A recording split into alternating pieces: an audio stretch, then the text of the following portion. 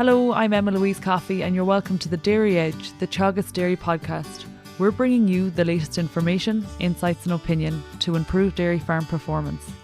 On this week's episode, Teagasc specialist Keena explains why the gains in biodiversity are more than just about the environment. I suppose, Emma-Louise, we include all the flora, the fauna and the habitats in which they exist. So the flora is our trees and our flowering plants and our ferns and our mosses and down to the liverworts and the algae. Our fauna is our birds and mammals, would be the common ones, but obviously the invertebrates and the lower life forms are there, and they're critical for the whole ecosystem to work. And then the habitats where they live is, you could say, everywhere, but there are more in some habitats than others. And the good habitats on farmland would be on intensive farmland would be the linear habitats, hedgerows, the watercourses, the field margins. And then you'd have some other lovely ones like woodlands and wild bird cover and peatland on some farms, but on some less intensive farms, the actual grassland itself could be very species rich. And like, putting it from the perspective of dairy farms, you know, what are the benefits of having biodiversity within your own farm gate? The benefits, well, I suppose the first one is the legislation covers certain biodiversity. So we must be careful that we don't break the law. Here we're talking about the Wildlife Act and the fact that all birds are protected, their nests and their eggs, and similarly with fish. So there are legislation there about the environmental impact assessment would be relevant to dairy farmers, where, you know, if you're going to remove hedgerows or improve extensive old, you know, rough grazing. So legislation is one, the law, but that's not the main one. I suppose the second one then would be financial, where farmers are paid under schemes. Now, some farmers are in the agri-environment schemes. A couple would be in the new EIPs. But even the basic, the BPS, the main farming payments, they do cover biodiversity as well. And this is where, you know, there's certain things, again, coming back to the hedgerows, are regarded as landscape features. So they are protected under cross-compliance, which refers to your basic farm payment, that you can't remove a hedge unless you replace it somewhere else under cross-compliance. And I suppose then the one maybe that's getting more focused than ever now is the marketing of our green image. In Irish agriculture, we like to talk about and are very, very proud of the quality food and the farming systems that we have here. We're very proud of our green image. I've never heard as much talked about nature in the last few weeks, when we were all kind of slowed down a little bit and maybe kept closer to home instead of in our cars. So it's there, it's on farms. We sometimes maybe don't notice it, but it is nice, and it certainly is a reason why people buy our produce. And I suppose leading on from that, it's nice to have biodiversity. Farms are places where people generally live, and your workplace, we all like to have a nice workplace. So it's nice to have biodiversity too. So I suppose, Catherine, you've covered a multitude there, from legislation to, I suppose, the financial benefits and, you know, the schemes, as well as a marketing perspective. And I guess, you know, your final point there in terms of, you know, it's a nice thing to have, and there's I suppose there's a social aspect to that. Looking to legislation, with the recent Farm to Fork report, is there any emphasis on biodiversity on dairy farms within that report? Huge. So I suppose that's the policy side. The Farm to Fork and the EU biodiversity strategy, and both of those will influence the next rural development programme and the next CAP. So yes, there's a huge influence at a high level. It's really strongly in there, more than it ever has been before. Now, what that means to the farmer, we don't know today, or we won't know for a while, Emma-Louise. But you know, all we can know, we don't know maybe the rate at which it's going to come, or how much, but definitely the direction of travel is that biodiversity is high on the agenda now and is not going to go away. And looking then to our own farms in particular, Catherine, if we walked out and had a look around today after listening to, I suppose, the information that you're presenting to us, you've mentioned some of the key features of biodiversity on farms, including hedgerows, watercourses, field margins, some forestry. Looking to hedgerows, and I suppose, as our start point, can you define a hedgerow for us? So sometimes we look out into the farmyard and from the farmyard and we see that, there's hedging on maybe one side of the paddock, and then in other farms we have, a paddock will be surrounded by hedge. What exactly would you describe as a hedgerow? It's a good question, and in fact there's a recent study now has measured. I would first talk about field boundaries, permanent field boundaries, because a hedgerow can range from whitethorn plants a metre apart or less than a metre apart, forming a very dense hedge as we'd know it, down to a field boundary with sparsely populated by shrubs. But if it is our field bank, we'll say. But that bank, if there's hedging vegetation on it, there'll be briars, there'll be a multitude of plants, and some of the lower plants that I talked about, the ferns and stuff. So it's probably more useful to talk about permanent field boundaries. In some places then there could be stone walls, which are also important for biodiversity. But in general, in dairy farming, we'd be talking about hedgerows. Now, when you talk about, for me, when I'm talking about a hedge surrounded by permanent boundaries, that includes everything other than the wire fence. So the paddocks, are not, paddock system is within a field in the way we would normally consider it. And looking then to where we have hedgerows, Catherine, a lot of the time you might see in the countryside that, within a farm or, along roadways, farmers are trimming hedges, particularly in the autumn time. What is your recommendation there in terms of looking at the permanent field boundaries or, the hedgerows? How would you maintain those? Have you a particular height recommendation, in terms of how severely or not so severely you would maintain those boundaries? Yeah, and it can vary depending on what you're starting with. I suppose where you have a hedgerow, if you think of a hedgerow is generally in this country is a line of whitethorn quicks that would have been planted approximately 200 years ago. Not necessarily our townland boundaries would be older than that, but in general.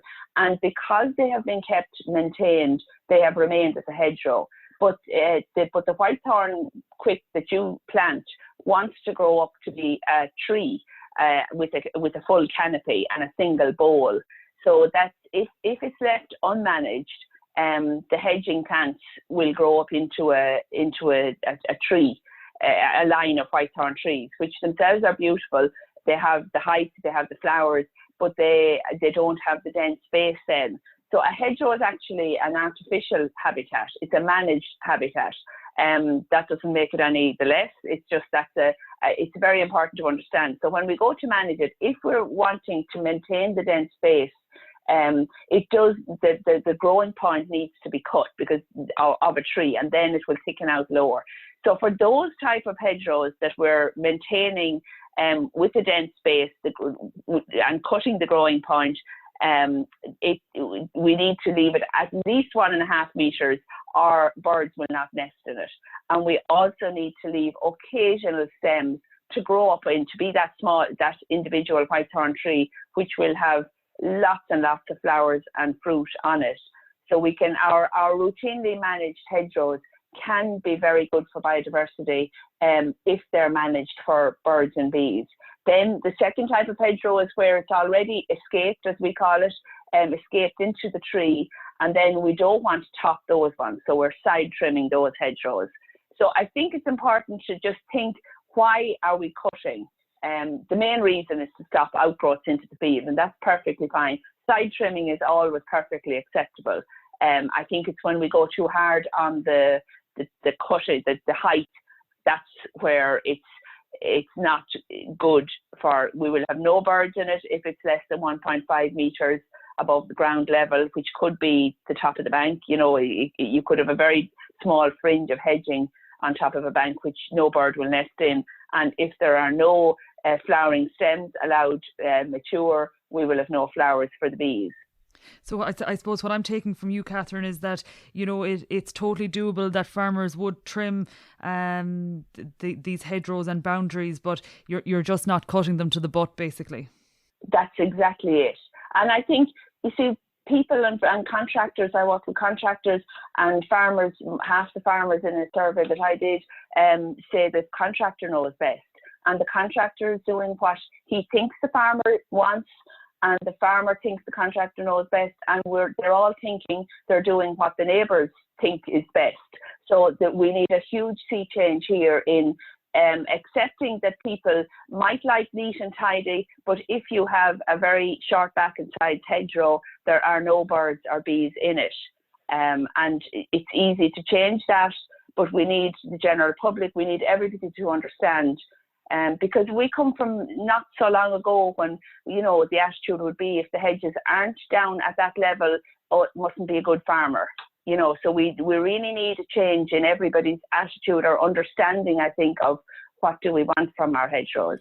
And then moving forward, Catherine, looking to watercourses, I mean, when you refer to biodiversity and watercourses comes in under that heading, are you referring to just ensuring that they're fenced off and there's no animals gaining access to them? Yes, and I think the first point is that a watercourse can be anything. Again, farmers would say to me, they have a watercourse, but there's nothing in it. And what they mean by that is there's no fish in it. But there's a whole under you know, a level of biodiversity there in anything that has water. Water adds another huge layer of species, both plants and insects and invertebrates and everything.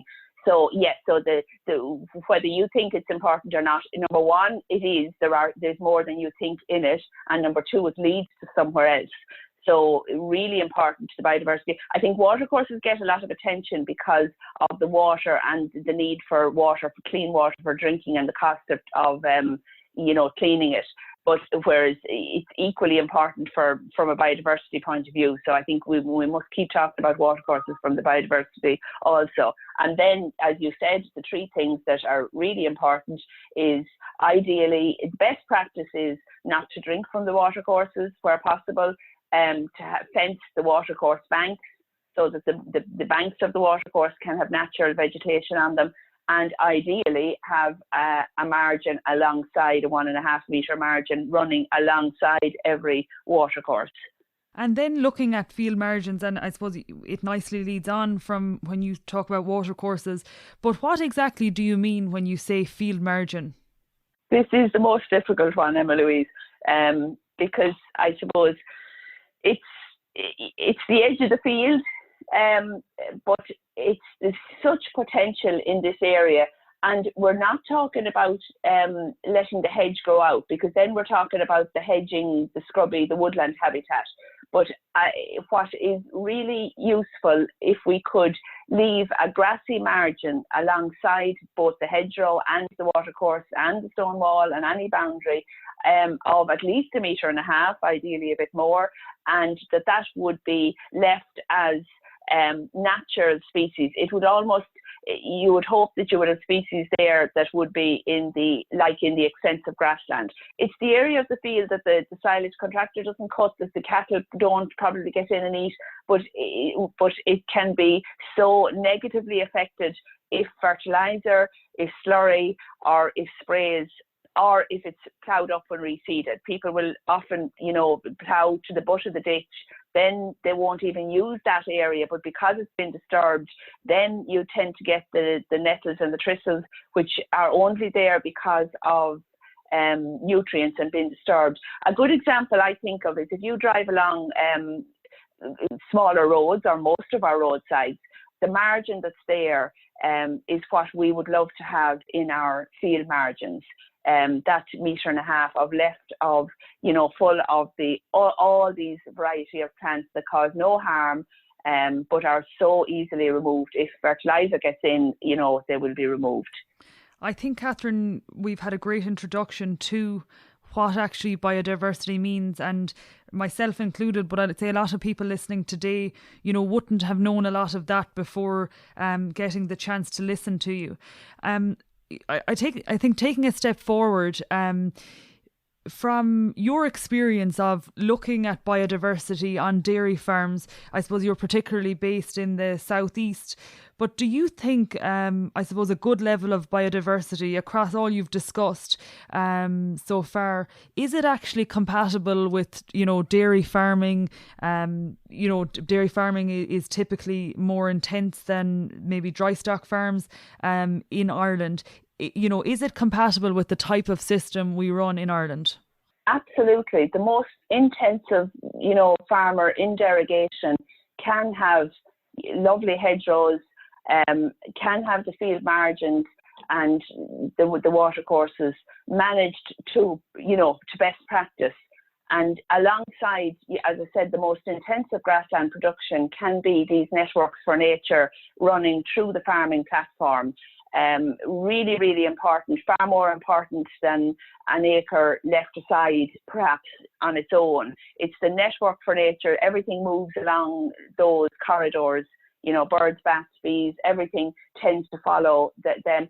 So they're like the green veins alongside. I love to see it, and we've examples of farmers, intensive farmers, with extremely high, levels of biodiversity because they manage both side by side. And to get some advice from you, Catherine, in terms of identifying the biodiversity within our farm gate and also to build on that, what are your recommendations? I suppose we have a few principles that, number one, you retain existing habitats. So the field boundaries that, you spoke about that maybe aren't full of hedgerows or, they still have species that have been there for thousands of years. So, retain is the first one. Retain those margins before they're ploughed up or destroyed. Retain the hedgerows, any bit corners, retain them. Second one is to maintain them, which is what I've gone through the principles there for the watercourses, the hedgerows and the field margins. And the next one then is to enhance existing ones. So, if there are hedgerows that you want to rejuvenate by laying or coppicing, then you put your effort into those old hedgerows that can be renewed. Before we come to the last step should be the creation of new habitats. But while I'd love to do that, sometimes we skip to that step before we talk about maintaining our existing habitats. So I think they're the principles we would talk about. And as said, on the Teagasc Biodiversity Management Practice Index kind of encompasses those with 8 best management practices. The first one maybe we haven't touched on is being the average field size. We talked about what a field is, but the average field size is an indicator. There's no point in us talking about best management practice of hedgerows if you do not have any internal hedgerows. So, the average field size gives us an idea on the back of an envelope whether you have, an average field size of 1 hectare or, 30 hectares. And then you move on to managing them right.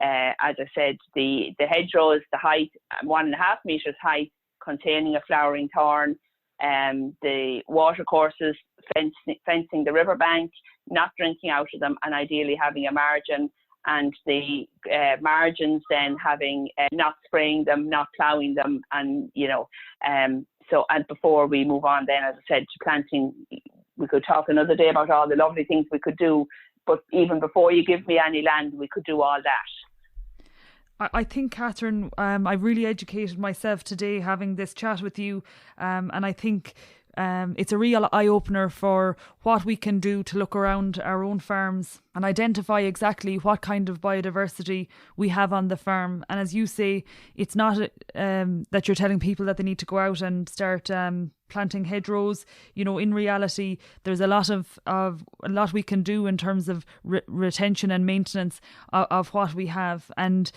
I think from a marketing perspective, we need to be, I suppose, very clear in terms of what we offer in the form of biodiversity within our farm gate. And also, you know, it may be part of legislation that is going to be essential in the future.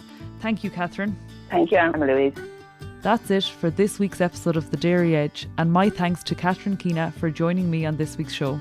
Don't forget to rate, review and subscribe to the podcast.